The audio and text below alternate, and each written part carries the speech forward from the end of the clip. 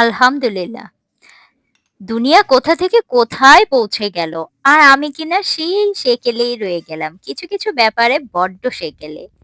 এখন কত ready mix পাওয়া যাচ্ছে, কত কিছুই না পাওয়া যাচ্ছে, তাই না? অনেক কিছু কিন্তু রান্নাটাকে সহজ করে দেয় যদি রেডিমেড মসলা বা রেডিমেড হালিম মিক্স এনে আপনি ঝটপট বানিয়ে ফেলেন। কিন্তু কি বলুন তো, আমার কি একটা ঝামেলা আছে। আমার মনে হয় যে না রেডিমেড না, আমি নিজ হাতে এভাবে চাল, ডাল যা, যা মসলা আছে সবকিছু একেবারে প্রিপেয়ার করে পুরোটা রান্না করব, তাহলেই আমার আত্মতৃপ্তি আসবে। মসলা থেকে ধরে চাল, ডাল এভরিথিং। গমটাও নিয়ে এসে আমি সুন্দর করে পরিষ্কার করে ধুয়ে রোদে শুকিয়ে গুঁড়ো করে নিয়েছিলাম। ডালগুলোকেও সেম।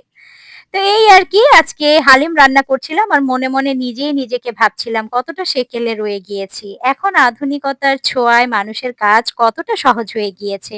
রেডি মিক্স সবকিছু পাওয়া যায়, এনেই রান্না করে ফেলা যায়।